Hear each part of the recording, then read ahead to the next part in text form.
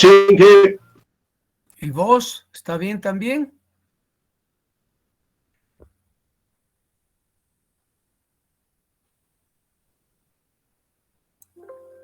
A ver, un comprendido. Chingue, voz y vista buena. Listo, muchacho, muchas gracias. Somos muy pocos hoy, ahorita llegábamos a 19, pero ni vuelta. Tenemos nomás que trabajar, ¿ya? Bien, vamos a continuar. Yo les he mandado esto, ya tienen ustedes también, son 2 files, 2 PDFs con este capítulo o unidad 9, ¿de acuerdo? Ya la tienen. Y yo les voy a pedir solo un favor, y les voy a seguramente una clase más que tengamos el sábado, les voy a pedir expresamente que estudien, que lean algunas páginas o algunos subcapítulos del manual colombiano, que también ya lo tienen, ¿no es verdad? Ya se los he pasado. Ustedes pueden bajar este documento sin ninguna dificultad del sistema. Además, el día de ayer, o hace 2 días, les envié un link, un enlace para que bajen el programa Phase, P-H-A-S-E, Phase, ¿ya? Y un tutorial para instalar el programa. Ténganlo instalado, por favor, porque el sábado vamos a dedicar algo de tiempo para tener los primeros pasos para manejar un programa de este tipo de análisis numéricos, ¿no? Se van a ver ustedes que son amigables esos programas y que tienen que tener una idea clara de que existen y poder usarlos, ¿no? No es verdad. Pero ahora vamos a ir adelante y en sí voy a volver a algo que habíamos conversado antes de concluir la clase del día sábado. Y es la tercera fase, ¿no?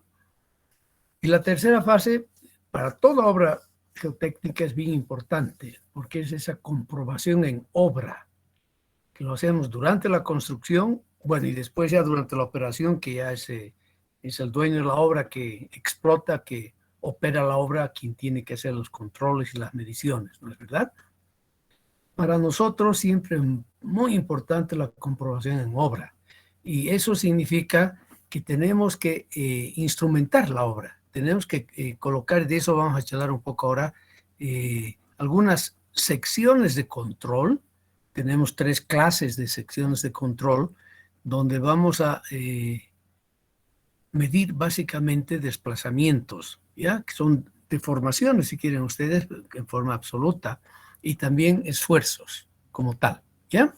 Una vez, y eso tenemos que medir permanentemente en las secciones, ¿no? O sea, tenemos que tener durante la construcción de la obra siempre las mediciones que nos van a permitir, por una parte, optimizar el diseño que estamos aplicando, porque aquí no es, se tiene que tener una flexibilidad más grande en las obras subterráneas y en las obras geotécnicas también, ¿no? No es como en el caso de las obras civiles, urbanas, normales, edificios, donde todo se diseña al milímetro, al centímetro, y así se debe construir, ¿no? Sin ninguna modificación después. Aquí tenemos que ir adaptándonos un poco a las condiciones del terreno, ¿ya? Bueno, segundo elemento fundamental de esta auscultación de las mediciones es la verificación de las hipótesis de cálculo que hemos hecho en la etapa 2, ¿no es verdad? Hemos tenido que hacer hipótesis de cálculo, ¿no? De cargas y sobre todo la elección que hacemos de los parámetros geomecánicos. Ahí tenemos, saben ustedes, por favor, nunca se olviden, una incertidumbre muy grande ahí. Las incertidumbres están ahí cabalmente, ¿ya? Y con este trabajo, con estas mediciones, además calibramos los modelos de cálculo, ¿no? Los modelos numéricos, puede ser también analíticos finalmente, que son tan sencillos, las curvas características, ¿no? Tenemos que calibrar nuestro modelo y así optimizamos nuestra obra como tal, ¿ya? Siempre verificando el cumplimiento de los requisitos, porque normalmente una especificación damos deformaciones máximas que se deben tener de acuerdo al tipo de terreno y a la categoría de comportamiento, ¿no? Bien. Esto ya hemos hablado en la anterior clase ya no me voy a parar acá. Aquí también hemos hablado también con la similitud de un médico, de un ingeniero geotécnico, ¿no? Entonces espero que esta figurita, esta comparación, sea para ustedes muy clara y la tengan bien presentes a partir de ahora, por favor, en sentido de que siempre tenemos nosotros que ser de médicos, si quieren, con las obras, sobre todo la parte en el campo geotécnico y en todo el campo de las estructuras, ¿no? Controlar, ¿no? Cuantificar el comportamiento de las obras, algo que todavía no es parte de nuestra cultura, no es parte del procedimiento normal de las obras acá en Bolivia, aunque debo decirles que poco a poco estamos entrando cada vez más a hacer este tipo de trabajos. En varias obras ya nos han pedido que se instalen instrumentos de medición, sobre todo extensómetros. ¿Ya? Enseguida voy a hablar de eso un poquito, que nos sirve para registrar, medir y registrar desplazamientos en el terreno. En este caso, bueno, si estamos de rocas, macizo rocoso, o en terreno suelto, granular también, ¿no? También se colocan entonces este tipo de instrumentos, ¿ya? Lo importante es eso, ese análisis que el ingeniero, que ustedes dentro de poco, una vez ya en la práctica, y que se dediquen a las grandes obras civiles, que es la parte más linda además de la ingeniería, de nuestra ingeniería, la ingeniería civil, van a poder aplicar pues todo esto o pedir de que se haga finalmente, porque necesitamos ser muy responsables con lo que hacemos y además no se olviden, nuestro objetivo principal es hacer obras técnico-económicas óptimas con el grado de seguridad correspondiente, ¿no? Bien, de eso hemos hablado un poco y vamos acá, ¿ya? Vamos a hablar... no sé por qué aparecen directamente sección, déjenme un ratito ver. He movido yo esto. No sé por qué está la sección. Bueno, empezaré con la sección más completa, digamos. Y ustedes fíjense, eso no se pone en todas partes, ¿no?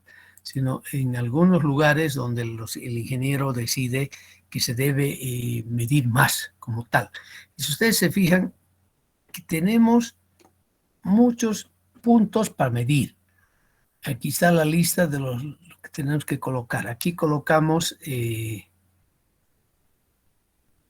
espejos de desplazamientos. Y yo les voy a mostrar, ahorita voy a abrir mi cámara.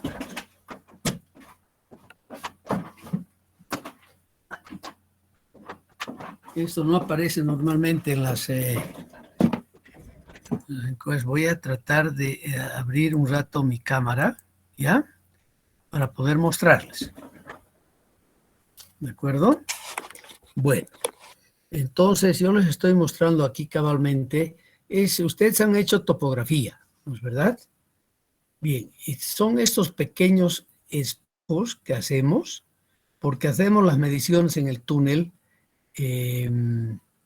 con una estación total adecuada a obra subterránea, ¿de acuerdo?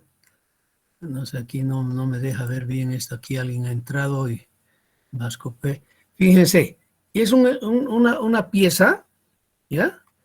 Que dejamos instalado en la pared, una piecita de este tipo, donde cada vez insertamos el espejo, ¿no? La mira, si quieren ustedes, ¿no?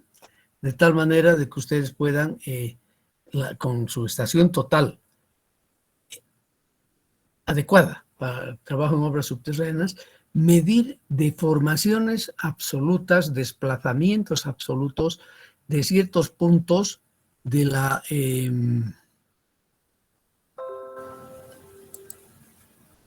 pared como tal, ¿no es verdad? De la pared. Eso es lo que estamos haciendo entonces acá. Un ratico a ver, para no perjudicarlos a ustedes, voy a volver a cancelar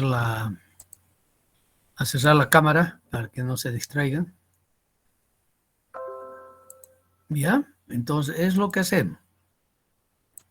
Tenemos varios puntos donde vamos a medir los desplazamientos entonces, ¿no es verdad? vamos a tener las mediciones, ¿ya?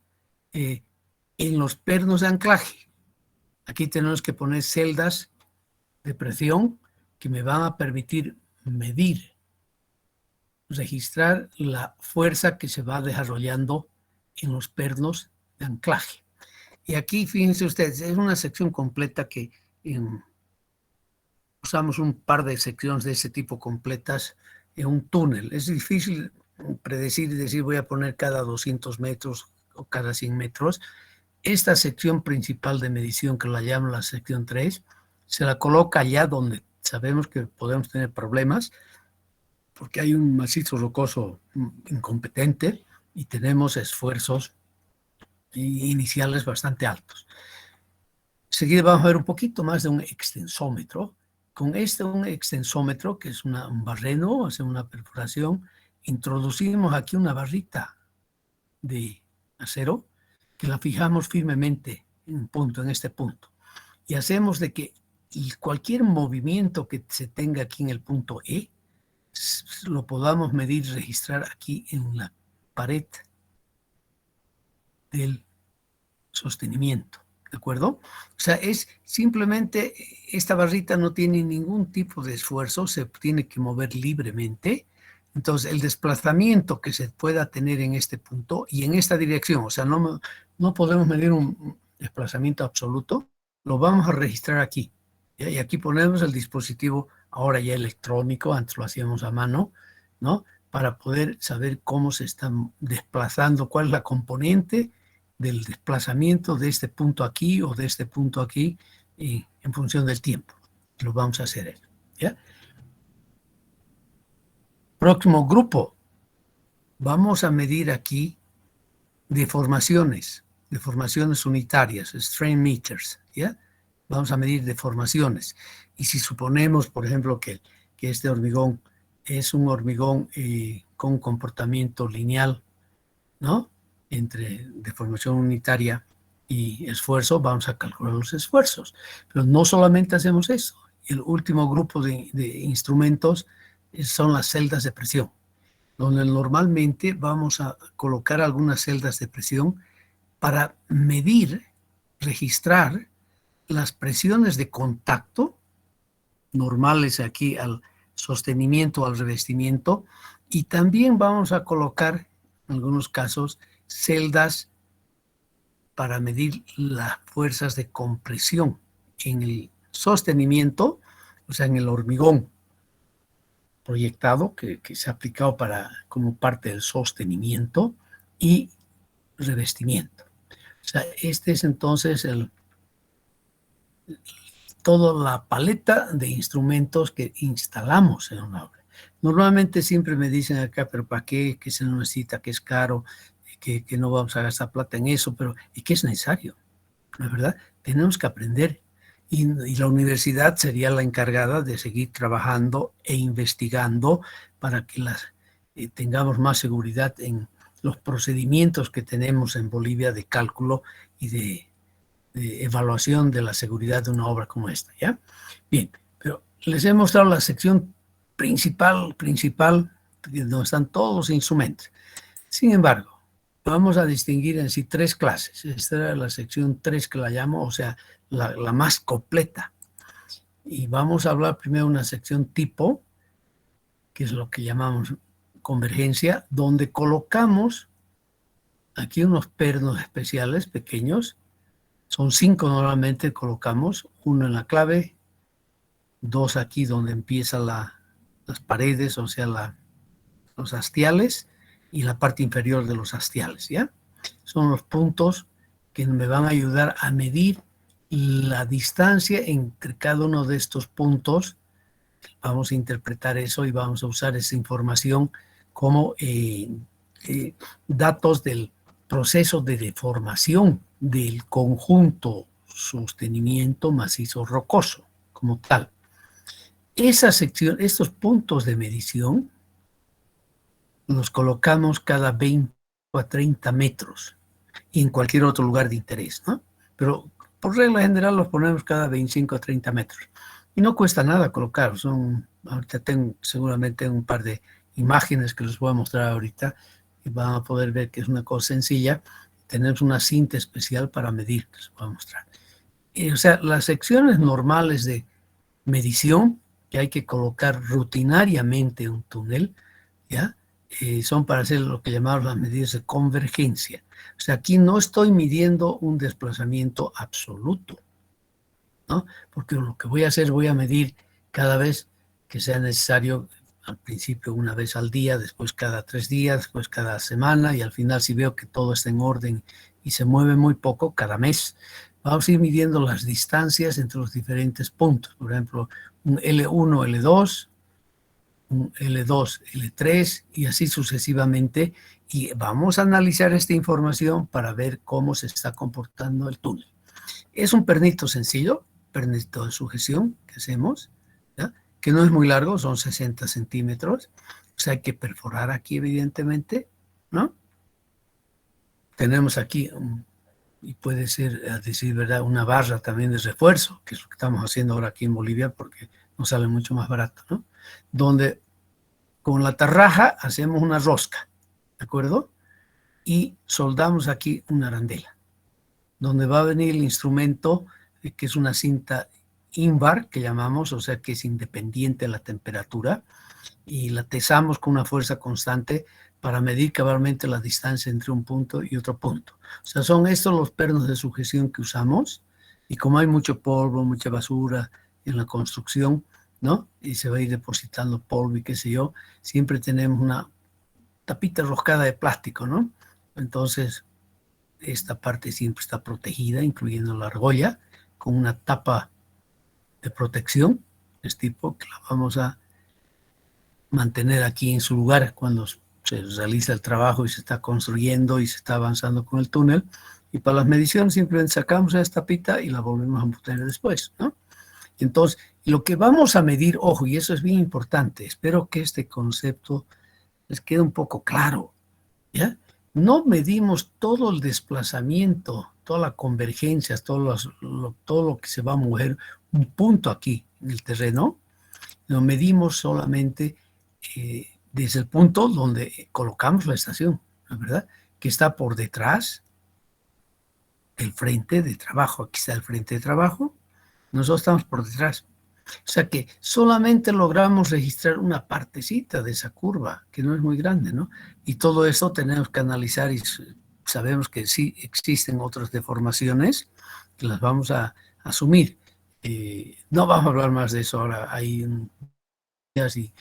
y se ha avanzado mucho en este campo en los últimos años, pero lo importante es que ustedes sepan que vamos a hacer nuestras menciones que corresponde a una partecita de esta deformación radial longitudinal del túnel como tal, ¿no? O sea, ustedes pueden suponer, si yo estoy aquí con la excavación, a una distancia considerable de este punto, pueden ser 4 o 5 diámetros del túnel, todavía no se siente el efecto de la construcción, ¿no es verdad? Pero a medida que nosotros vamos avanzando, se va a ir sintiendo. Si usted se imagina que esta excavación ya va a estar por acá, hemos avanzado, entonces este punto ya se ha movido una cantidad, se ha desplazado, ¿ya? De esta forma. ¿Sí? O sea, la parte del tiempo es bien importante y la consideramos y cómo consideramos normalmente en la práctica y en la obra a través de la definición de la distancia entre el frente de trabajo real y el lugar donde estoy colocando los instrumentos, la sección de medición, ¿no? ¿Verdad? Aquí les muestro una medición, aquí se está haciendo una medición, es un túnel en Galicia, muy cerca de donde ha colapsado un puente hace el 21 de junio, ha sido tremendo. Ha caído un puente y parece que no estaba muy bien inyectado los tendones del pretensado, del hormigón, y se han ido oxidando. Después de 25 años ha caído el puente. O sea, fíjense ustedes que la probabilidad, la posibilidad de que tengamos problemas serios siempre está dada, ¿no es verdad? Ya tenemos que tener sin todo el mayor cuidado posible cuando estamos en el diseño y en la ejecución de las obras. Aquí el técnico ha ensartado aquí su dispositivo, porque ese tiene entonces un reloj con la precisión de punto, un centésimo, no, ese era un décimo de milímetro, ¿ya? Y tenemos aquí también un pequeño especie de manómetro para colocar la cinta invar siempre en la misma tensión, ¿ya? Pues estamos midiendo la distancia entre este punto aquí, punto 2, y aquí al otro lado estaba un punto 3. Aquí esta obra era relativamente sencilla, un macizo rocoso bastante fracturado, regular a malo, donde fue necesario colocar las cerchas, ¿se fijan ustedes? Y sobre las cerchas toda una capa de hormigón proyectado. ¿Ya? Aquí les muestro un poco para que tengan idea clara de qué es lo que estamos haciendo acá. Y aquí esta foto es única, la tomé hace unos 8 años en Galicia, donde se presentó un cambio radical de las condiciones del terreno. Y fíjense aquí esta sección, esta superficie acá, si quieren ustedes, casi vertical, ¿no es verdad? Bien, aquí tuvimos un desplazamiento de 80 centímetros, 1 metro. O sea que cambiaron totalmente las condiciones del terreno. En esta foto se puede ver muy bien ese gran desplazamiento acá.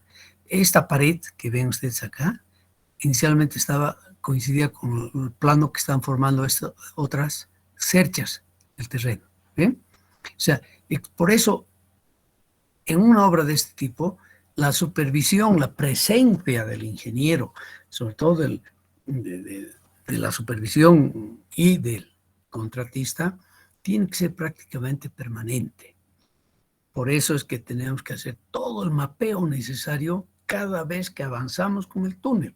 Como es aquí, perforación y voladura, una vez se ventila, hay que hacer el levantamiento geológico, geotécnico detallado. Bueno, y estos son los datos y así vamos a ir colocando. Aquí están los datos que las convergencias que se van midiendo. Por ejemplo, veamos esta azul, que sería esta, la más grande. Fíjense usted, se colocó, ya pienso un poquito en esta también, ¿no? Es un punto inicial, donde ya ha habido una gran deformación inicial, ¿no? Ya ha habido una deformación grande, una convergencia grande. Pero si ustedes se fijan, y aquí tengo tiempo en días, ojo, días, porque vean que hay que medir siempre todo. Esto era para un túnel carretero. Y mire cómo al principio se hicieron mediciones muy seguidas, 2 veces al día, después 1 vez al día, después ya 1 semana, y finalmente después ya nos fuimos a 20 días, y eso fue lo que se fue midiendo. Y eso es lo que nos interesa ver, ¿ya? Si bien la convergencia en valores absolutos es importante, nos interesa mucho ver siempre cómo en la forma, ya la tendencia a la deformación. Ustedes se fijan acá, empezó aquí, siempre hay deformaciones diferidas, yo las llamo, o sea, en función del tiempo, después de que se ha hecho la excavación, el macizo rocoso, ya junto con el sostenimiento, se van acomodando. No es que pasan en forma súbita de un estado de equilibrio a otro estado de equilibrio. No es así, ¿ya? Es poco a poco. Y aquí es el mejor ejemplo que puedo darle, para que vean cómo va yendo esto. Y después todo, ningún movimiento. Y si ustedes ven acá, de repente nuevamente una deformación súbita. Miren, nos vamos acá de unos 11, 12 milímetros a casi 35 milímetros de convergencia. Y esto se debió, en este caso concreto, que recién de 600 días, 2 años y pico, se construyó la destroza, se hizo la excavación de la parte esta, la que intermedia. Y eso se refleja automáticamente también en esa sección. Una vez se construyó esto, hubo más deformaciones en función del tiempo y nuevamente se llegó a un estado de equilibrio. Y esto es lo que medimos para saber cuál es la seguridad del túnel, porque de verdad que si todo después ya no se mueve más después de un cierto tiempo, podemos dormir tranquilos y saber de que se ha llegado a un nuevo estado de equilibrio y a través ya de cálculos, es verdad, vamos a definir cuál es el coeficiente de seguridad que podamos tener, ¿de acuerdo? O sea, esas mediciones sí tenemos que hacerlas necesariamente. Aquí, por ejemplo, esta medición, aquí abajo, la celestita, claro, hasta el momento que no se excavó esta parte de aquí, la destroza, que llamamos, no había ninguna deformación, pues ninguna convergencia, y a partir de este punto sí se la registró, ¿no? Y son datos reales que nos ayudan, esta información es un dato fundamental para poder comprender el comportamiento, por una parte, y calibrar el modelo, ¿no? Así calibramos el modelo matemático que estamos usando. Eso sí es importante, ¿ya? Bien, el segundo tipo de secciones que vamos a poner, que ya no van a estar casi 25 o 30 metros, puede ser 60, 100 metros, eso tenemos que definir en obra. Y al hacer el diseño, sí, al hacer los documentos de licitación, tenemos que asumir algunas cantidades, ¿no? Para poder hacer el trabajo. En la sección tipo 2, nos vamos a limitar a medir las convergencias, o sea, vamos a colocar acá los elementos, los espejitos, los ganchos, los pernos de sujeción que les he mostrado hace un momento, y vamos a perforar y vamos a colocar acá extensómetros de una sola medición o de varias mediciones. En este caso, por ejemplo, en este ejemplo que les muestro, estamos midiendo aquí los desplazamientos en 1, 2, 3, 4, 5 puntos, ¿ya? Y estos desplazamientos que son desplazamientos exactamente en esta dirección, ¿ya? Pues desplazamiento, nunca se olviden, es un vector, ¿no es verdad? Y el vector tiene dirección, magnitud, o mejor diría, sentido, no, dirección es esta, sentido, se va a mover seguramente hacia acá, puedo suponer, y una magnitud. Y tengo yo aquí la dirección, voy a sacar el sentido, de acuerdo a cómo la barra que está empotrada en este punto extremo acá, se va a mover. El desplazamiento que yo pueda tener acá lo voy a registrar aquí en la cabeza, ¿ya? Y en este caso es un extensómetro múltiple, porque voy a medir, aprovechando la perforación esta, vamos a colocar y vamos a anclar 5 barritas de acero que me van a transmitir el movimiento en cada uno de esos puntos aquí en la cabeza. Así voy a medir. Normalmente colocamos, como está aquí, 3 extensómetros múltiples para medir la convergencia. Aquí un detalle de ese extensómetro. ¿En qué consiste entonces? Fíjense usted. Hacemos el hueco, taladramos, ¿no es verdad? Y vamos a poner aquí puntos, vamos a vaciar, o sea, vamos a inyectar aquí un punto fijo con una lechada. Aquí, claro, ya no estoy dibujando las mangaritas para hacer esa inyección solo en este punto. De tal manera que este punto esté solidariamente junto, unido al macizo rocoso, ¿no es verdad? O sea, que se va a mover junto con el macizo rocoso. Y de aquí sale su varilla, una varilla que trae el movimiento a la cabeza, cabezal aquí, ¿ya? Lo que llamamos la base de apoyo de comparador. Aquí vamos a medir cómo este punto se va a mover, si se va a ir hacia afuera o se va a ir hacia adentro, o sea, de acuerdo al movimiento que tengamos acá. Y lo mismo ocurre con los otros puntos de medición. Fíjense usted, esta barra tiene que estar totalmente libre, esta barrita de acero, que es una barrita pequeñita, ¿no? O sea, usamos, como no va a tener ningún esfuerzo, ninguna fuerza, tiene que ser rectita, bonita, y ponemos un 6 milímetros, de 4 o 6 milímetros, así de diámetro. Aquí, lo que les muestro acá, es un extensómetro múltiple con 3 puntos de referencia o de medición. Yo voy a medir entonces el desplazamiento de estas barritas aquí en la base de apoyo. ¿De acuerdo? Bien. Aquí un ejemplo claro, porque lo que hacemos es aquí con 3. Ejemplo también, creo que es muy claro esto. Y ya la distancia, aquí cuántos metros vamos a colocar. Eso es importante. Normalmente colocamos el punto más alejado, es el diámetro de la excavación más o menos. no, perdón, el radio, la mitad del diámetro. Aquí estamos hablando de 6 metros. Y los otros puntos los distribuimos en forma equitativa, ¿no? 2 metros, 2 metros y 2 metros.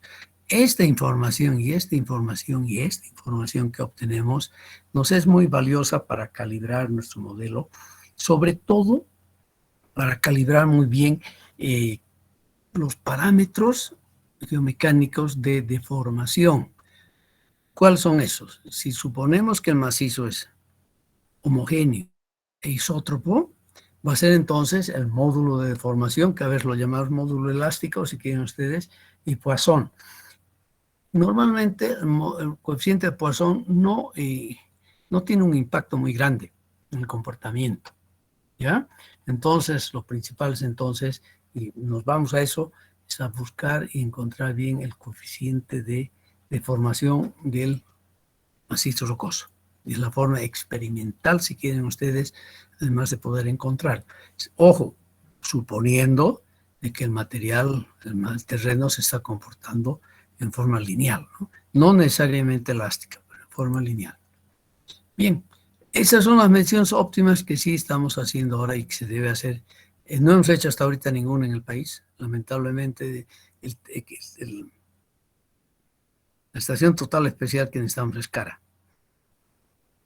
Hay una empresa, bueno, hay varias empresas en el mundo. Una de ellas que yo conozco desde hace muchos años es una empresa en Austria que se llama Geodata, que ha desarrollado junto con la fábrica de instrumentos ópticos Sokia o Sokia en Japón, una estación total específica, especial, para hacer este tipo de mediciones, donde usamos cabalmente los espejitos que les he mostrado, ¿ya?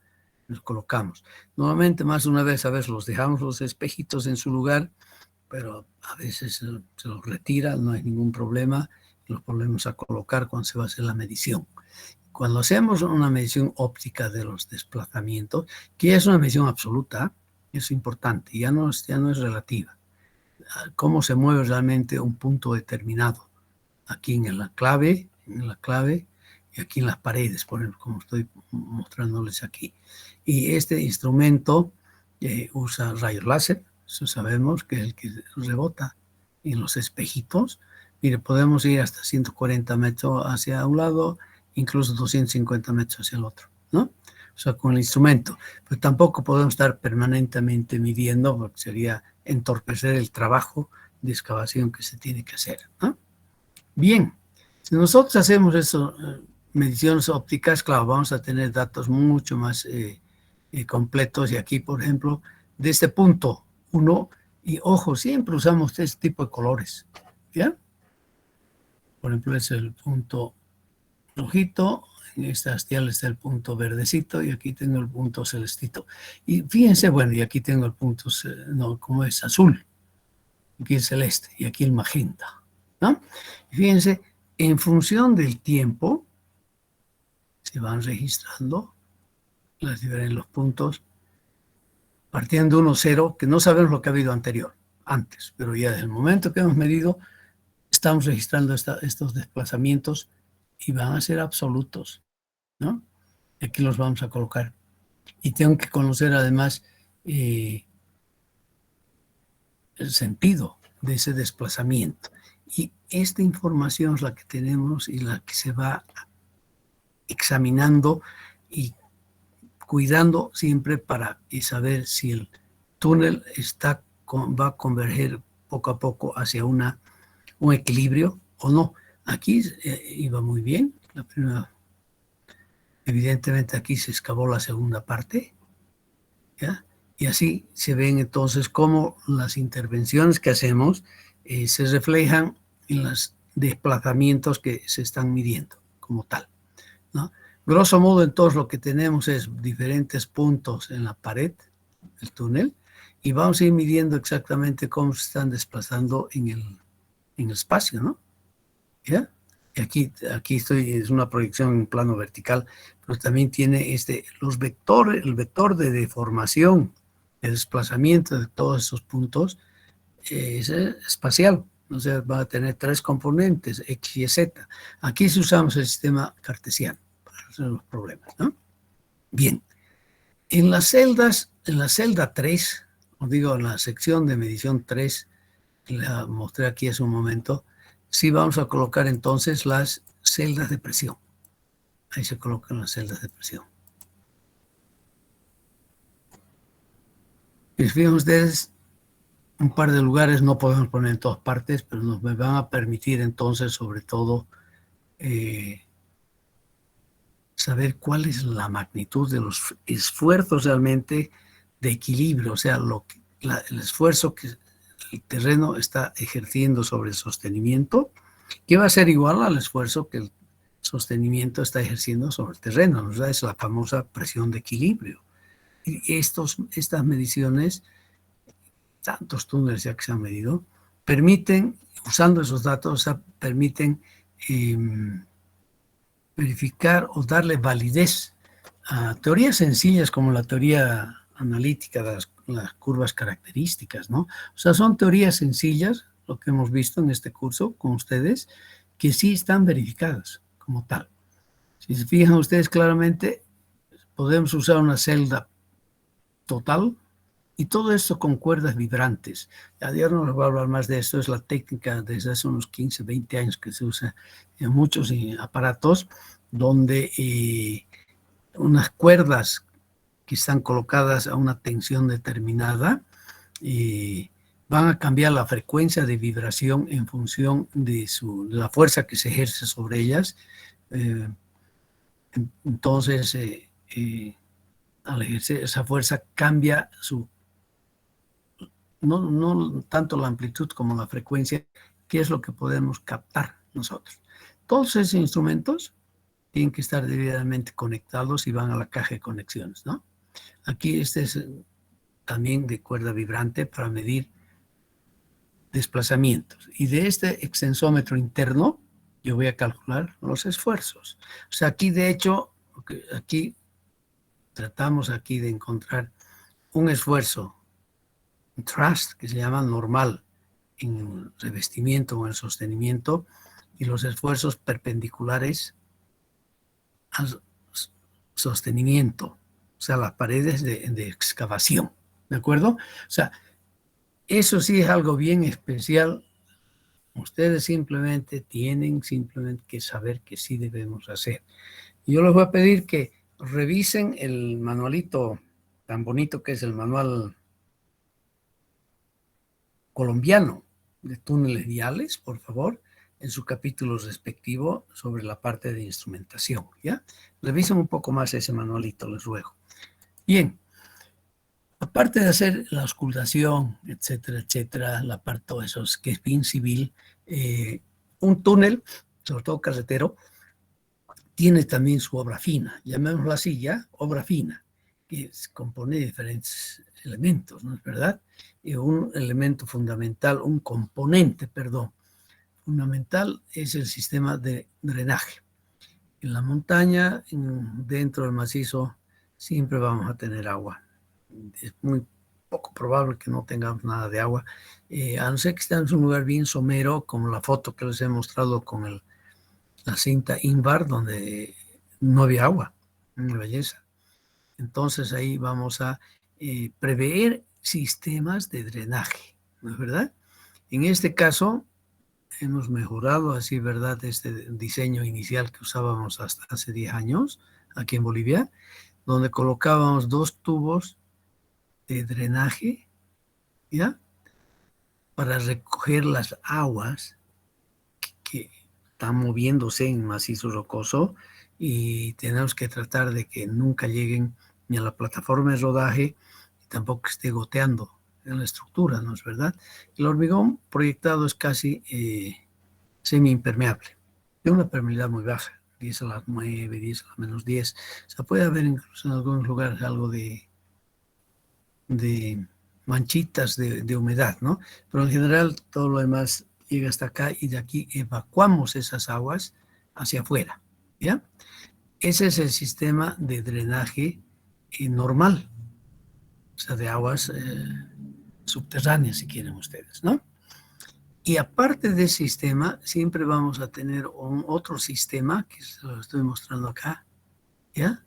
Que es el sistema de recojo de derrames sobre la superficie de la capa de rodadura del túnel. De hecho, algo que se deben anotar ustedes es que la capa de rodadura, ¿ya?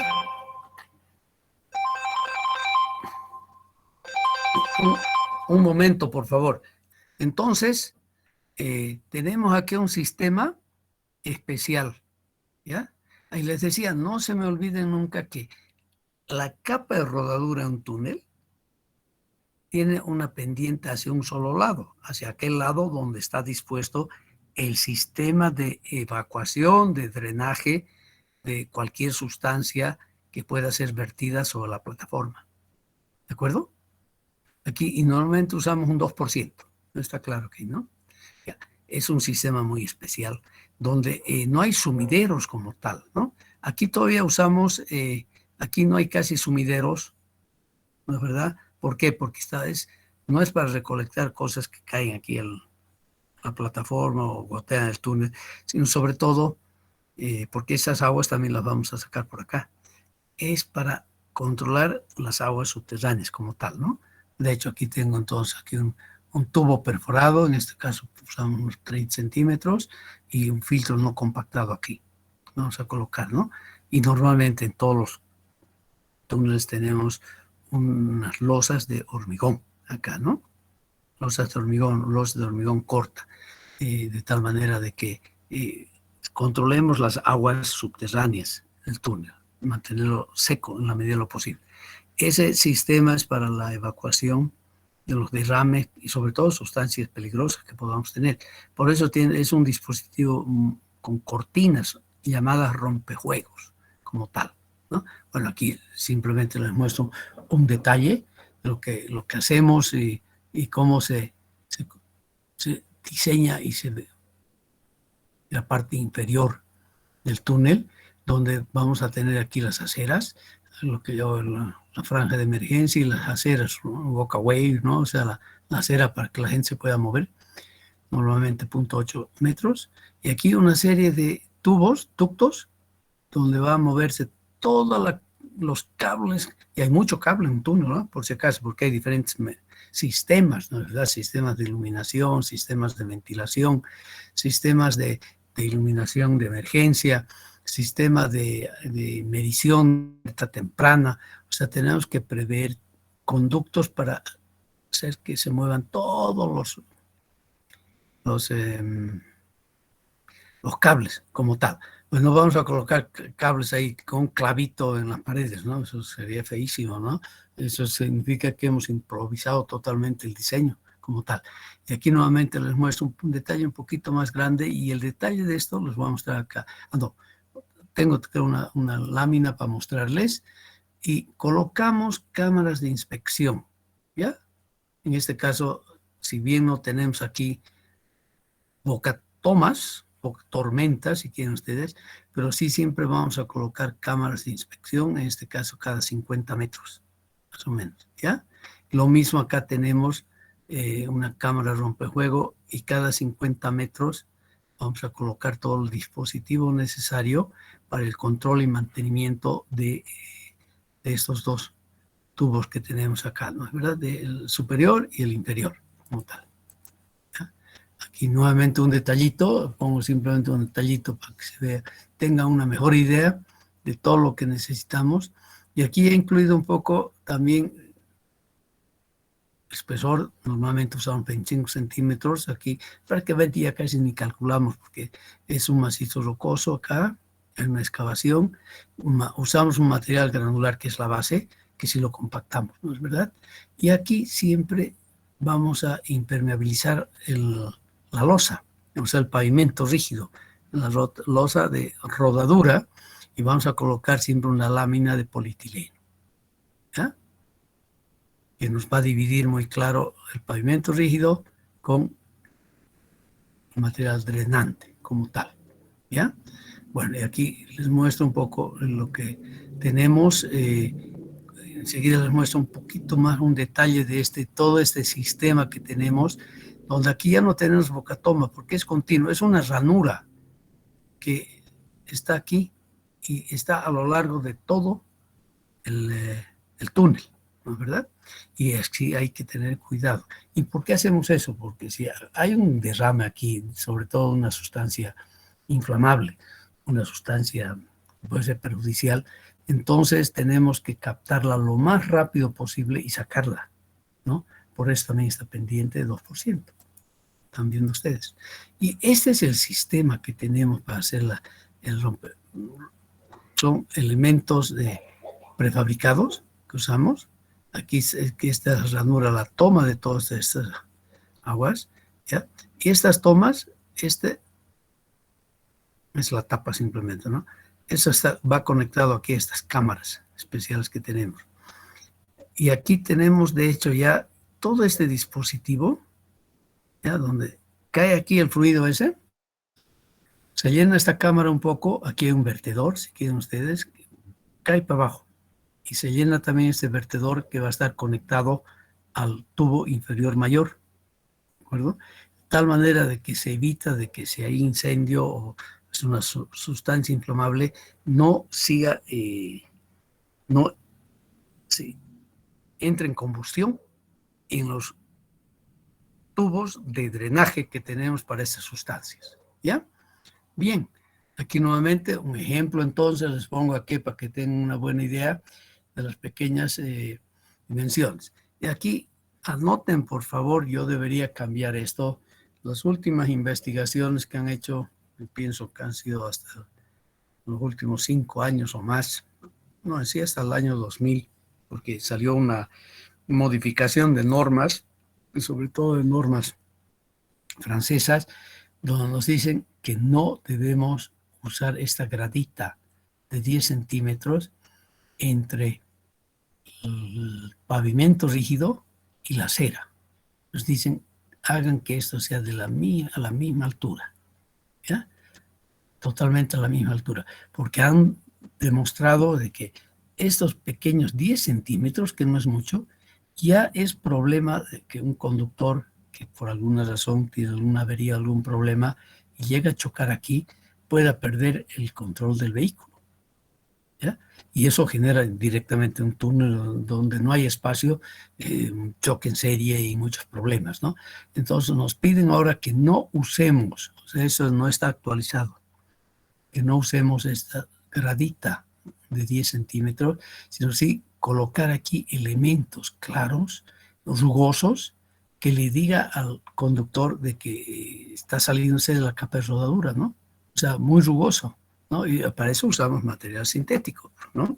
Unas gomas duras, ¿no? Unos polietilenos o PVCs duros, de tal manera que nos permitan advertir por la rugosidad, por el ruido y la vibración que genera cuando un coche se va moviendo en este tipo de materiales, puede saber el conductor que algo le está pasando, ¿no? Y aquí evidentemente colocamos los famosos ojitos de gato. O sea, hay que tratar de tener la mejor señalización dentro del túnel también y definir muy bien cuál es la capa de cuál es la zona de rodadura propiamente dicho que está aceptada para que los autos se puedan mover, ¿ya? Bien, entonces, para ustedes es suficiente saber que hay todo un sistema de drenaje en un túnel. Drenaje de aguas subterráneas, sistema 1, y drenaje de sustancias inflamables, sobre todo sistema 2, ¿no es verdad? O sea, lo mismo, a ver, hagan un paralelo con la ingeniería sanitaria, ¿no? Nosotros un sistema de recolección de aguas, en sí deberíamos tener, aunque en Bolivia no tenemos, usamos un sistema más o menos combinado. Se usa un sistema de recolección de aguas hervidas, aguas negras, ¿no es verdad? Y otro sistema para aguas pluviales, ¿no? Aunque usamos una combinación, usamos normalmente un sistema combinado. Los que han hecho ingeniería sanitaria deben saber que tienen que considerar para hacer su diseño de alcantarillas y los puntos de toma, las bocatomas, digamos, tienen que considerar aguas pluviales y donde evacuamos una gran parte de las aguas de lluvia pluviales y la evacuación de las aguas hervidas, ¿no? Que están directamente conectadas con las casas, ¿no? Donde salen nuestras aguas hervidas o con las fábricas, si quieren ustedes, ¿no? Entonces, aquí tenemos también lo mismo, entonces, ¿no? Tenemos 2 sistemas de drenaje. Ese concepto que esté claro para ustedes, por favor, ¿ya? Bien, segundo elemento importante que tenemos que hacer todo un estudio luminotécnico para la iluminación. Eso ya no hacemos nosotros como ingenieros civiles. No, tenemos que saber que sí tiene que haber, nada más, ¿no? Y hay que pedirle ahí a un ingeniero especialista, ¿no? Un ingeniero que sea eléctrico y además que conozca de los cálculos de iluminación como tal, ¿no? Donde tenemos que considerar siempre el suministro de energía. Eso es fundamental. En varios túneles no nos toman en cuenta nosotros, no nos ha puesto una fuente de generación propia de emergencia. Y que el problema siempre decimos que es muy caro, muy caro. Les cuento como anécdota que para los túneles, son 4 túneles que están construyendo en el Sillar, ustedes ya han debido verlos, vamos a tener suministro de energía de la red, ¿no? O sea, hay líneas de transmisión por ahí que son de ELFEC, y no de ENDE, de ELFEC, y de ahí se va a poder sacar energía, que están a 24,9 kilovoltios, y colocar un trafo y bajar la tensión de esa energía y proveer energía a los túneles, ¿no es verdad? Eso está muy bien, pero además, sí, por seguridad, pues es una carretera muy importante, además, ¿no? La que va por el Chapare, el Sillar, tiene que tener su suministro de energía propio, que funcione enseguida. El suministro de energía externo caiga por alguna razón, X o Z razones, tiene que haber entonces un generador propio listo y que arranque automáticamente apenas caiga la energía de afuera. Lo mismo que hacemos en un hospital, aunque aquí tenemos hospitales que nunca se les ha ocurrido pensar que tienen que tener una fuente de generación de emergencia, ¿no es verdad? Tiene que haber un generador. Y hemos tenido casos desastrosos, no solo en Bolivia, en muchos lugares, en hospitales, por ejemplo, no tienen. O sea, se cae por X o Z, hay un apagón, hay un problema serio por ahí, incluso algún acto terrorista, si quieren ustedes, y todo se queda en tinieblas y los equipos no funcionan y hay gentes ahí, pacientes, hay gente enferma que depende de todo un equipo que funciona con energía eléctrica, ¿no es verdad? Ok, entonces aquí vamos a calcular todo esto, ¿ya? Y las iluminaciones y las luminarias que tenemos que hacer. Cuando vayan ustedes al Chapare y van a ir seguramente a ver una vez más las obras del Sillar, por ejemplo, o los que viven allá, y pasen a ver por el túnel Paracti, en kilómetro 95 hacia el Chapare. Ese túnel, inicialmente hasta hace unos 5 años o algo más, no tenía iluminación en absoluto. Recién se ha tenido que, por la intensidad del tráfico, ha crecido tanto, se ha tenido que instalar luminarias, ¿no?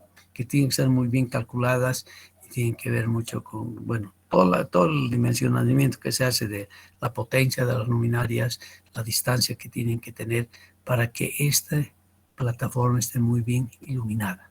Aquí simplemente yo les muestro acá que esta como dato general, con esta luminaria yo tengo que tener el haz necesario de luz que me cubra la plataforma de soldadura en forma completa.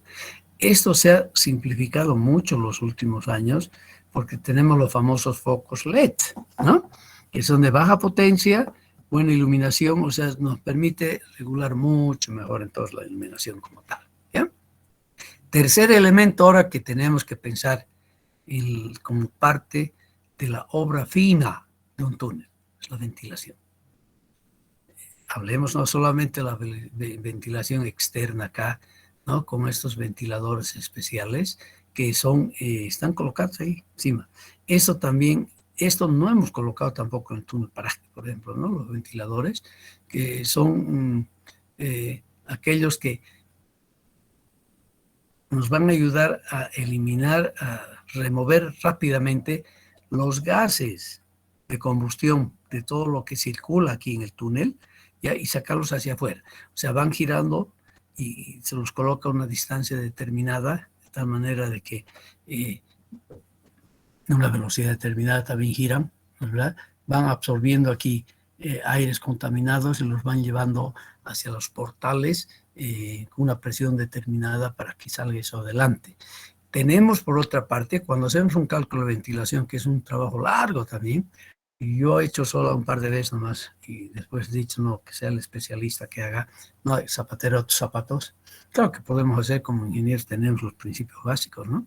Agarrar un buen manual, un buen programa, y con sentido común usted diseña también un sistema de ventilación y dimensiona la potencia que va a necesitar en función al tráfico que se va a tener, ¿no es verdad? En el horizonte del proyecto o diferentes etapas de la vida útil del proyecto, y hay que prever, ¿no?, esa instalación, tomando en cuenta además que normalmente entre portal de un túnel de un extremo y el portal en el otro extremo, normalmente siempre tenemos una diferencia de altura, ¿ya? Y esa diferencia de altura, que puede ser 5, 10, 15 metros, ya me genera una corriente de advención natural del aire que hay ahí, ¿no es verdad? Ya hay, porque aquí las presiones son muy pequeñitas, que ya me van generando un movimiento del aire, que también vamos a tomar en cuenta. Y eso se puede revertir, además, en función del tipo, la época del año que podamos tener, ¿no? O sea, hay una serie de consideraciones para calcular la ventilación. Lo que sí tenemos que hacer es que va a haber ventilación, y sí, cuando pensamos en nuestro gálibo libre, aquí siempre dibujamos por eso el gálibo, ¿no? O sea, ese espacio que tiene que estar toda la vida libre, ¿no?, para la circulación del tráfico como tal, ¿no? Ventiladores, de hecho, de acuerdo, no necesitamos en túneles hidráulicos, ¿no? Eso es para túneles carreteros. Normalmente tampoco usamos para línea férrea, para túneles ferroviarios, porque ya suponemos que todos los trenes tienen un suministro eléctrico. O sea que si mantendríamos todavía tener locomotoras a diésel, bueno, vamos a tener también que considerar ventilación en un túnel ferroviario, ¿no?, como tal. Bien, y estas son distancias más o menos razonables que usamos. Por lo menos tenemos que tener aquí 1,30 m, 1,29 m de espacio, ¿no? Y eso, hay tamaños estándar de esos ventiladores, tenemos que saber lo que hay en el mercado para hacer esto en nuestro diseño. La única observación que puedo darles yo aquí en esta parte del tratamiento que hacemos de la ventilación, es el hecho de que tenemos que considerar lo que hay en el mercado, porque calculamos y vemos qué productos hay en el mercado y cuál va a ser el más conveniente para el túnel que estamos estudiando, ¿no? O sea, hay fabricantes, no son muchos los que hay en el mundo, para que le proporciona a uno todos sus catálogos y todos los datos necesarios, incluso le ayudan a dimensionar los ventiladores como tal, ¿ya? Cuarto elemento va a ser bien importante, siempre la señalización dentro del túnel y sobre todo, les digo, fuera del túnel, en los portales. De hecho, según estadísticas de países montañosos que tienen muchos túneles, como Austria, Suiza, parte de Francia un poquito, se sabe que un 70% de los accidentes ocurren en los portales, ¿ya? En la transición entonces de la parte superficial de la carretera a la parte subterránea, la carretera, ¿no? Entonces necesitamos hacer entonces una señalización bien detallada, está normada, tenemos un manual del ABC que nos dice cómo y qué tenemos que señalizar como tal, ¿no es verdad? Esto es del manual de señalización del ABC. Espero que ustedes ya los tengan, y en las materias que han hecho carreteras y caminos, y les han enseñado de que existen estas normas y que tenemos que usarlas como tal. Aquí usamos esta, un poco más especial que un túnel en área rural, el túnel para el túnel del Abra. Hemos previsto entonces todo este tipo de señalizaciones, ¿ya? Y con estos detalles que vienen de la norma boliviana, ¿no? De los manuales de la amistad de la ABC, ¿ya? Bien, seguimos todavía, mira, hay que seguir, hay que vestir al muerto, ¿no? Hay que vestir al túnel. Y finalmente vamos a tener todo un sistema de seguridad, ¿ya? Donde tenemos que tener todo lo necesario, todos los instrumentos de medición, temperatura, gases, y todo ese, lo que se mide ahí, tiene que estar provisto de transductores, equipos y electrónicos que me tienen que llevar la señal, ¿no? Aquí un tablero y de aquí al sistema integrado, porque siempre usamos ahora un sistema llamado SCADA, de observación y de varias magnitudes físicas que tenemos que medirlas como tal. Claro, y todo eso va sumando al presupuesto del túnel como tal, ¿ya? O sea, si ustedes se ven entonces, fijan, tenemos 5 sistemas ineludibles que sí tenemos que considerarlos como parte de la obra del túnel, aparte bueno, la capa de rodadura, aquí ya no vamos a hablar más de esto acá. Ustedes han aprendido en el curso respectivo, usamos exactamente la misma teoría, porque una losa aquí de hormigón, unió nuevamente con una armadura solamente en el centro, es lo mismo que esté dentro del túnel o fuera del túnel, ¿no? Entonces usamos los mismos principios y aquí les he mostrado que si colocamos una capa de material, una base, ¿no? Aunque día todo esto es roca normalmente, o sea que con mejores condiciones de su base no vamos a poder tener para este túnel, ¿ya? Bien, hablemos ahora un poco de costos. Y aquí quiero que hagan conciencia ustedes. Les muestro este dato ya de hace 20 años, de este señor Flyberg, la escalación de los precios. ¿Cómo es que los precios normalmente siempre cuestan, la mayoría de los casos cuestan más que el presupuesto que hacemos en los diseños finales, ¿no? En los diseños finales, en los diseños técnicos de preinversión, o lo que antes llamábamos TESA, ¿no? Ahora lo llamamos el estudio técnico, estudio de diseño técnico para la preinversión, ¿no? Estudio es lo que llamamos, ¿no? Estudio, diseño técnico, inversión. EDTP, EDTP, según la norma que estamos usando de mayo del 2015.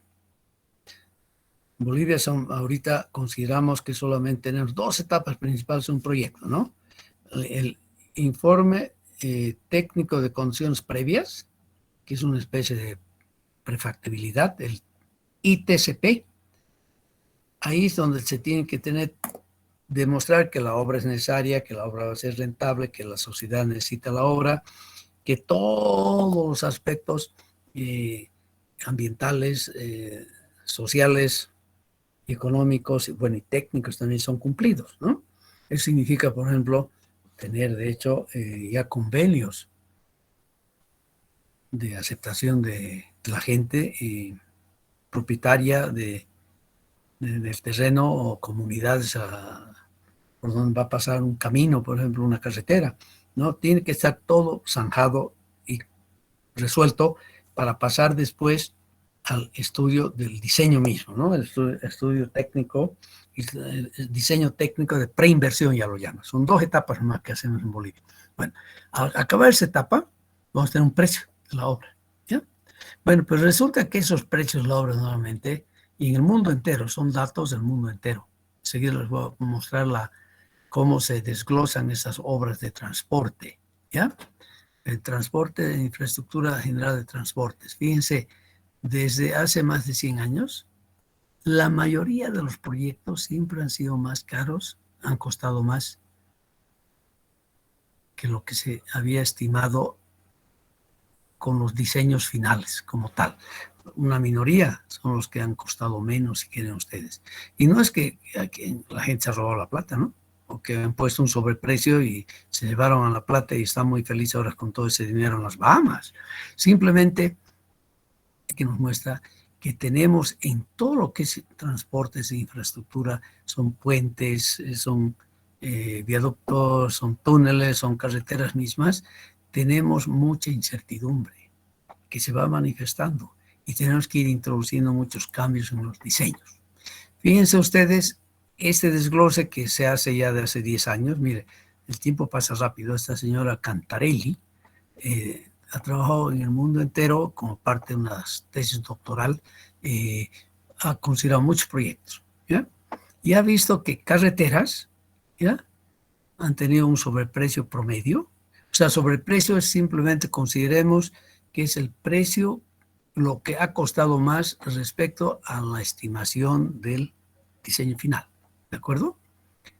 19,8 y esa es su desviación estándar. Ya con 537 proyectos usted puede hacer un buen manejo estadístico, ¿no? ¿De acuerdo? Las líneas férreas, fíjense ustedes, 34%. Vínculos fijos, como llamamos, que son los viaductos laterales, 32%. Puentes, o sea, miren ustedes, 38 puentes que analizó esta señora, los cuales tuvo información confiable, ¿no es verdad? Encuentra de que un 30% costaron más, promedio un 30%, con una desviación estándar tremendamente grande, ¿no? Y túneles también, fíjense ustedes, los túneles son, si quieren ustedes, los campeones, ¿no? Porque tienen un sobreprecio más elevado y una desviación estándar también muy alta, ¿no? O sea, casi todos los túneles siempre están aquí arriba. Y nosotros conocemos evidentemente por qué, dónde están las incertidumbres, ¿no? No hay dinero suficiente para investigar, no nos dejan hacer las perforaciones necesarias, no podemos tener un buen modelo geológico, geotécnico para hacer las predicciones, para determinar qué tipo de excavación, para hacer la tramificación, etcétera, etcétera. Pero esta es la realidad, ¿ya? Y llamar la atención entonces, seamos conscientes de que los diseños que hacemos tienen que ser, pues, tener estudios con el mayor esfuerzo posible, el mayor alcance de investigación tiene que haber, porque de eso dependemos. Aparte, claro que hay problemas también de precios económicos, de inflación. Estos proyectos nuevamente duran años, no son proyectos de un par de meses, sino 3, 4, 5 años, donde hay una serie de incertidumbres financieros, ¿no es verdad? Y políticos también, ¿ya? Bien, entonces, estemos conscientes de esto. Ustedes tienen un buen curso, están aprendiendo a hacer precios unitarios, están aprendiendo a hacer presupuestos de obras civiles. Eso ven, creo, con el ingeniero, ¿cómo se llama? Es el que está en Geotecnia ahorita, Hugo, le dicen, tiene un apodo muy chistoso, el Pancho, Hugo Fernández, ¿no? Con él están haciendo esa materia, supongo, aunque deben ver también otras materias, presupuestos, ¿no? O sea que ustedes saben de eso, saben de esto. Aquí yo les presento simplemente un flujo que alguna vez hice y que está contenido en el manual de evaluación de proyectos de la ABC, ¿ya? Me tocó escribir ese manual hace ya varios años, 10, 12 años. Entonces traté de sistematizar muy bien cómo llego yo a un presupuesto final, ¿no?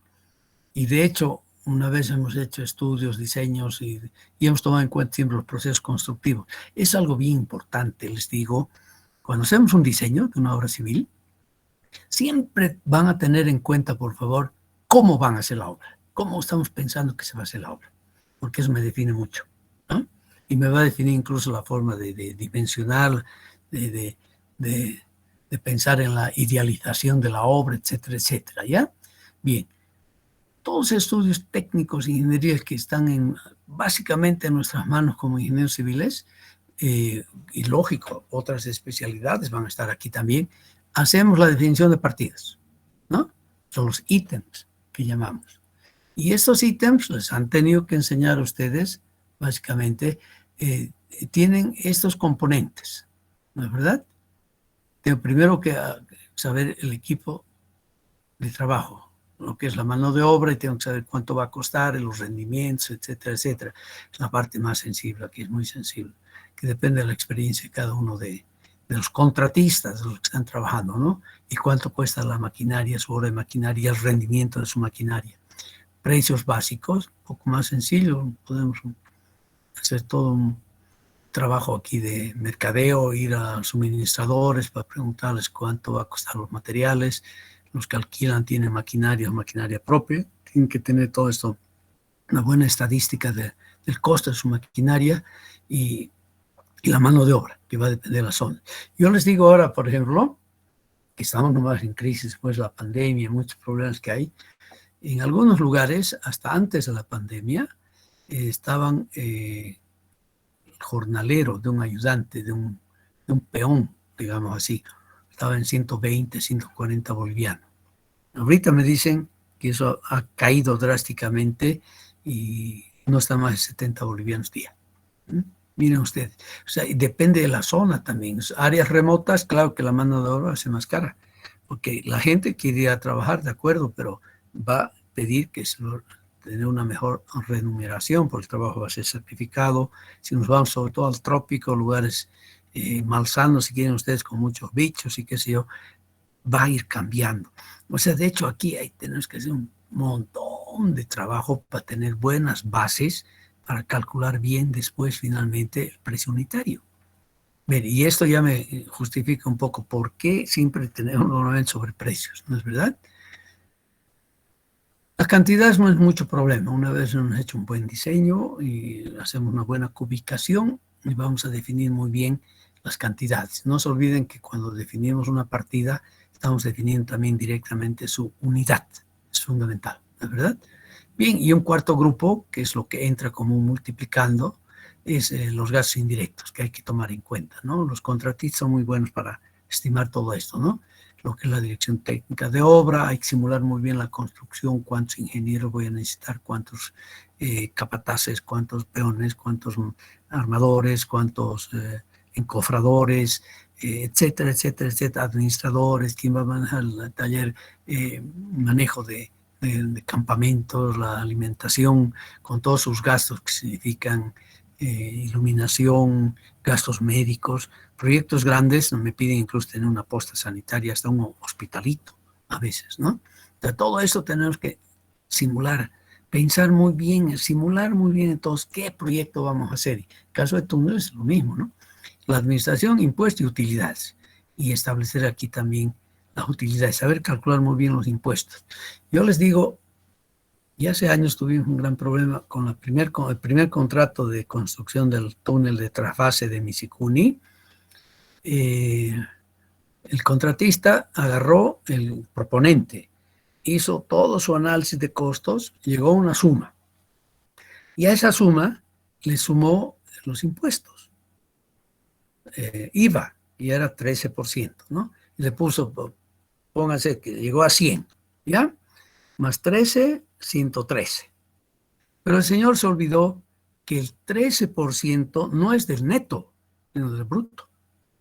O sea que él debería haber aumentado no 13%, no 13, 13 a su presupuesto total de 100 millones, pónganle, debería poner 13 millones, no, debería poner 14.93, porque si yo aumento 14.93% a mi precio unitario, ¿ya?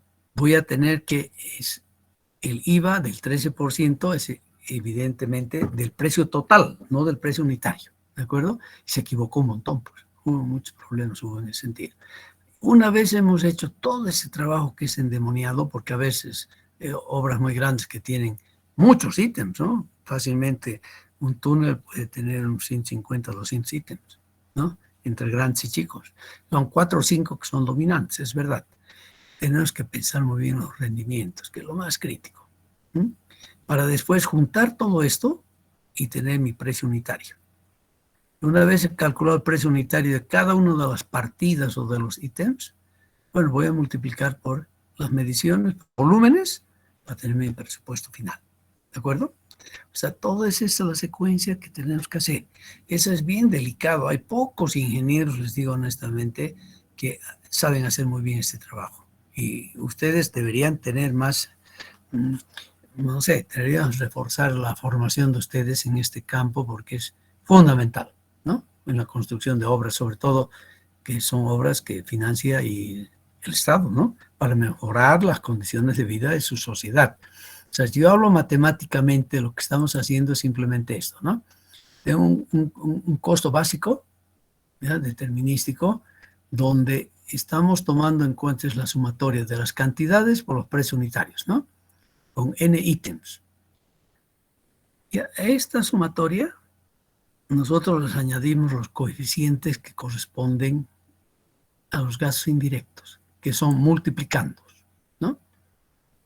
Vamos a colocar estos. Eso significa que ustedes ya deben saber la simbología matemática, la suma, y esta es la multiplicación, ¿no? 1 más Son 4 o 5 coeficientes AJ. Pedimos además ahora, aunque no están cumpliendo, debería estar en la norma, que se calcule un precio probabilístico, sobre todo de túneles. Entonces, si se fijan ustedes, aquí tengo también el trabajo que hago en el cálculo determinístico, pero donde ya asigno al precio unitario y a las cantidades, ya los considero ya variables estocásticas, ¿ya? Con ciertas probabilidades en toda de ocurrencia. Y además tenemos que considerar los eventos especiales que voy a poder tener con una probabilidad P y un costo C. Probabilidad P y costo C, que lo tengo que sumar acá, para calcular finalmente un costo estocástico de los túneles, ¿de acuerdo? Eso es lo que ahora se pide en varios países, ya tienen eso totalmente introducido en sus normas como tal. Nosotros todavía nos falta mucho. Bien.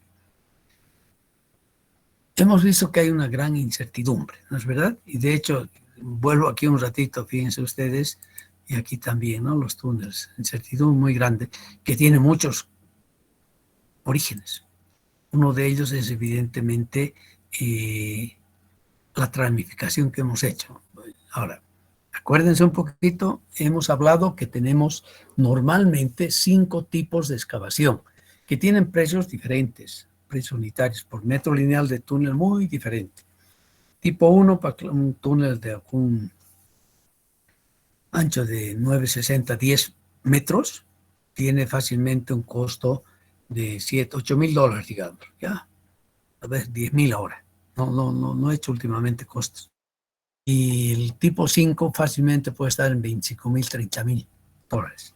O sea que la tramificación que hagamos, cómo dividamos en la longitud total del túnel en estos 5 tramos con sus tipos de excavación específicos bien definidos en el recetario, que ustedes ya han visto, ¿no es verdad? Entonces va a cambiar totalmente su precio, ¿no es verdad? Y el tiempo de duración. ¿Y cómo se ha resuelto este problema? Que creo es lo más lógico, que está muy bien normado en países donde se hacen muchos túneles, como Austria, por ejemplo, ¿no? Y aquí hemos hecho también esto en Bolivia.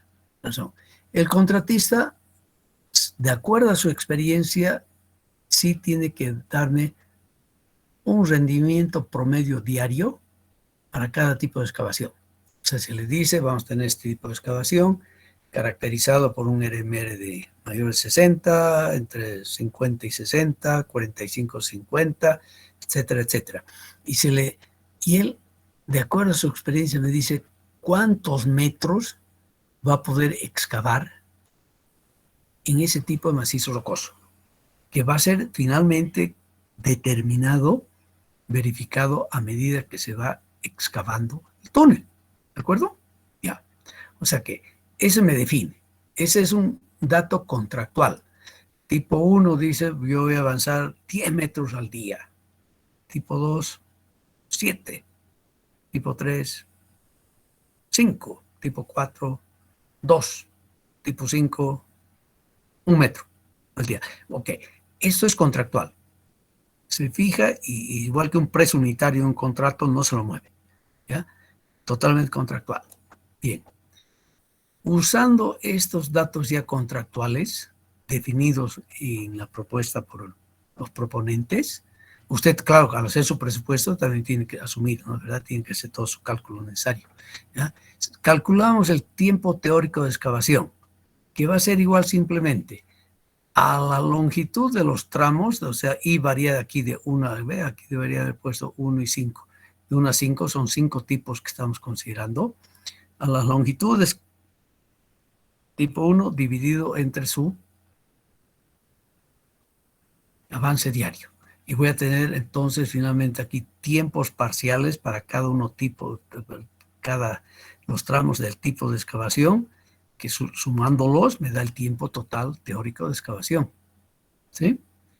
Y vamos a calcular después, y eso recién este ajuste, es decir, lo hacemos cuando ya se ha acabado la obra de excavar, cuando se está poniendo todo el revestimiento, toda la obra fina del túnel, ¿no? Vamos a calcular el tiempo real de excavación, donde vamos a usar los mismos avances diarios, pero las longitudes reales también de cada tipo de excavación, ¿no? Es por eso que es muy intensa en la construcción de túneles sobre la definición del tipo de material, del terreno que tenemos, en las condiciones de excavación, porque eso me va a definir finalmente después las longitudes reales. O sea, calculo entonces, por una parte, un tiempo teórico, que lo llamamos, ¿ya? Que es con la distribución, con la tramificación de los estudios, y un tiempo de duración real de la obra con las longitudes reales que al final han resultado como tal, ¿ya? Y todo está calculado en días, porque este avance normalmente siempre es metros por día, ¿ya? Y las longitudes usamos el metro. Bien, y definimos este criterio fundamental. Tenemos siempre que tratar de ser justos con la distribución de la incertidumbre, si quieren ustedes. Si el tiempo real, ¿ya?, es menor a 1,5 el tiempo teórico, ¿ya?, entonces no directamente el tiempo teórico, 1,5, o sea, me doy un margen acá. No hay ningún pago complementario al contratista. Y cuando es mayor, sí vamos a pagarle al contratista por el número de días que ha trabajado de más. ¿No es verdad? Por el número de días que ha trabajado de más. Eso significa que el contratista en su propuesta me tiene que decir cuánto le cuesta un día de trabajo, costos que son independientes del avance y del material que se está usando en la obra. Significa los costos generales, tienen que mantener talleres, tienen que mantener caminos, tienen que mantener alimentación, tienen que mantener más gente trabajando que no está directamente involucrada con el componente, con la partida, con el ítem necesario, ¿no es verdad? Y se le compensa. Es una forma evidentemente justa de que las incertidumbres que tenemos en un túnel, en la construcción de un túnel, no se ha cargado solamente al dueño de la obra o al contratista. Aquí tiene que haber una distribución armoniosa, si quieren ustedes, del sobrecosto, del costo adicional, no diría sobrecosto, está mal dicho, adicional que llegaría a costar la obra como tal, ¿ya? Esto hay que seguir trabajando en Bolivia, hay que seguir introduciendo esto porque sí es necesario. Hay que ser justos. No, tampoco no tengamos esa posición que se tiene actualmente en muchas autoridades en Bolivia, quienes manejan la inversión pública, que creen que el contratista es un sinvergüenza, es un ladrón, que solo se lleva la plata, y eso es gravísimo, ¿no? Porque no es así. El contratista a sus cálculos tiene un riesgo muy grande. Ustedes saben que en la Y de la integración, caminos que vienen de Sucre a Iquile y de ahí pasan a Santa Cruz, de aquí a Cochabamba, qué sé yo, han quebrado varias empresas bolivianas y empresas grandes con una capacidad financiera grande han sucumbido, han quebrado, han perdido todo, ¿no? Porque no hubo ese trabajo armonioso de poder distribuir las incertidumbres en forma lógica como tal. Enseguida hablamos un poquito más de eso, para ver cuál es el mejor tipo de contratos que tenemos que hacer. Y esto que les estoy hablando aquí, sí es importante que lo tomemos en cuenta para este tipo de contratos. Lo hablemos rápidamente, como concepto más a ustedes, siempre vamos a tomar en cuenta en todos nuestros diseños de túneles y obras en general, presas, por ejemplo. Hoy tenemos muchos problemas en una presa aquí en Omereque. Mañana tengo que ir a ver eso, porque, claro, muchas incertidumbres y hemos encontrado condiciones que nadie pensó en ellas durante los estudios y que además que era muy difícil. Supone que había abajo, pues era muy difícil. Bueno, hay muchos riesgos y tenemos riesgos geológicos, son los riesgos que tenemos ahorita ahí en la presa de Omereque. ¿Ah? Tenemos riesgos de diseño, nos podemos equivocar, ¿no? Tomar hipótesis falsas, sí, de hipótesis que no reflejan bien la realidad, nos equivocamos en el dibujo, nos equivocamos en la interpretación de los planos de construcción, siempre hay riesgos. Tenemos riesgos de construcción, ¿no? Depende también de la capacidad, idoneidad y experiencia del contratista, ¿no? Y finalmente tenemos riesgos financieros. De repente estamos trabajando, nos hemos sacado plata del banco a 5% y una obra de 3 años y de repente me suben la tasa al 12%, ¿no? Entonces hay unos riesgos financieros. O sea, hay que analizar muy bien todos estos tipos de riesgos, ¿ya? Simplemente a mí me interesa que en este curso ustedes estén conscientes y sepan de que tenemos riesgos y esos riesgos son dineros. Finalmente se traducen en una unidad monetaria como tal, ¿ya? ¿De acuerdo? Bien. Tenemos las incertidumbres. Esto ya lo pasaré de aquí no ya porque ya hemos hablado en el capítulo 7. Uy, anótense por favor, yo estoy anotando aquí ahorita, esa unidad o capítulo 7, estudienla muy bien. Más bien les propongo que tener una sesioncita el sábado, yo creo que vamos a hacer de preguntas y respuestas respecto al capítulo 7. Sí les voy a preguntar. Sí les voy a preguntar lo que está aquí. ¿Ya? Los tipos de incertidumbres que tenemos, ¿ya? Que pueden ser el carácter aleatorio de las variables, incertidumbres en la información, condiciones del terreno que también las llamamos epistemológicas, conocimiento, ¿no?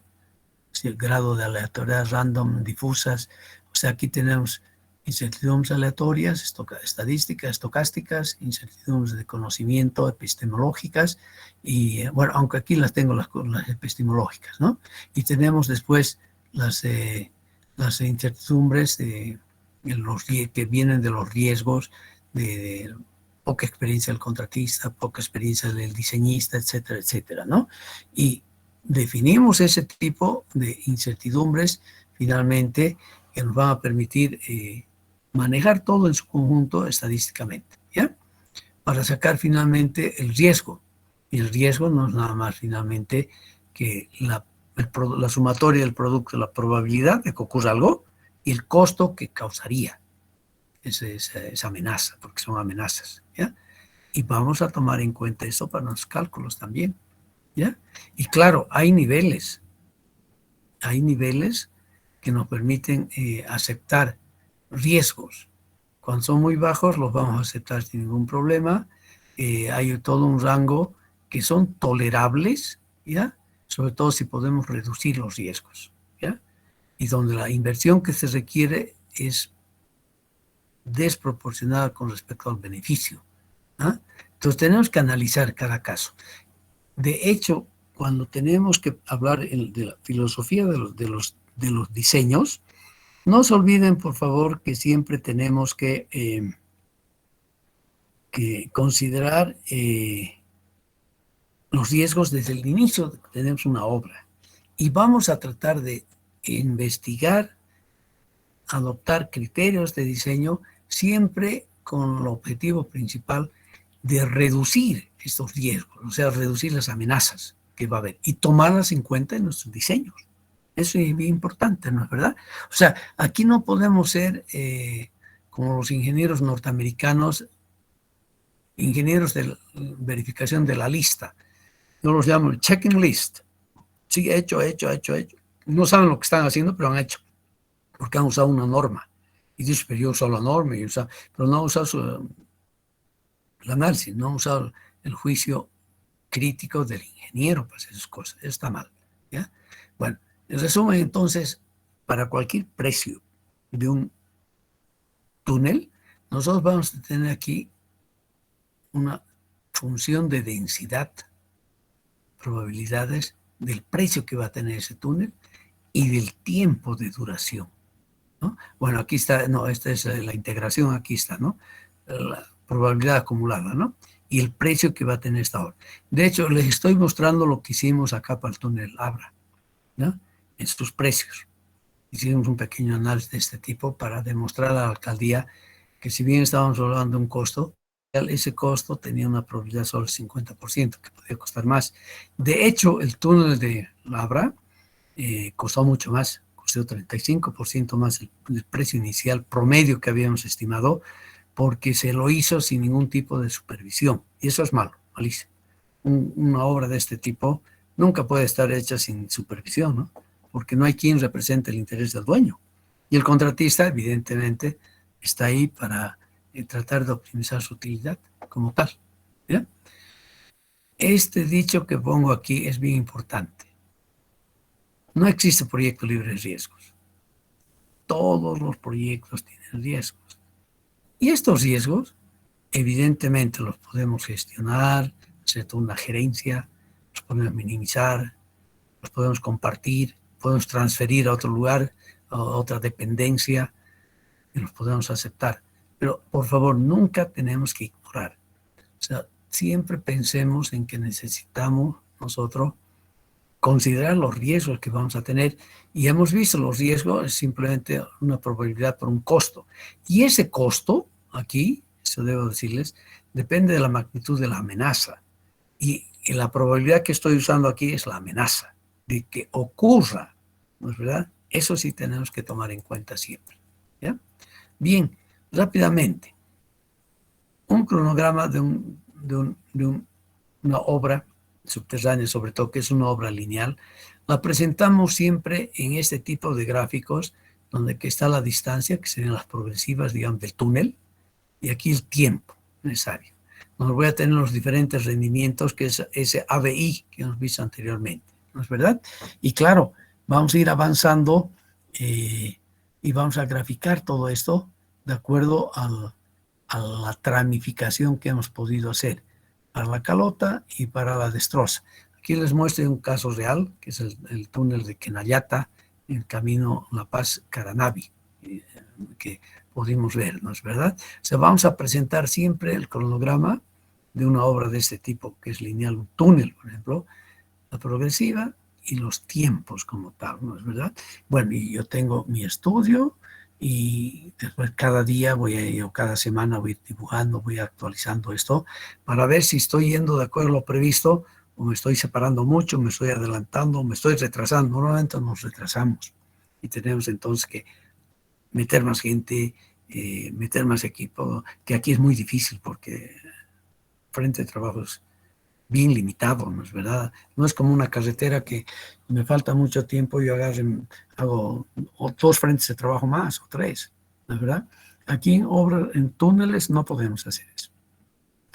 Ese grafiquito es bien importante, espero que lo tengan bien claro. Lo que significa el riesgo para el dueño, normalmente es el Estado boliviano, ¿no? Y el riesgo del contratista.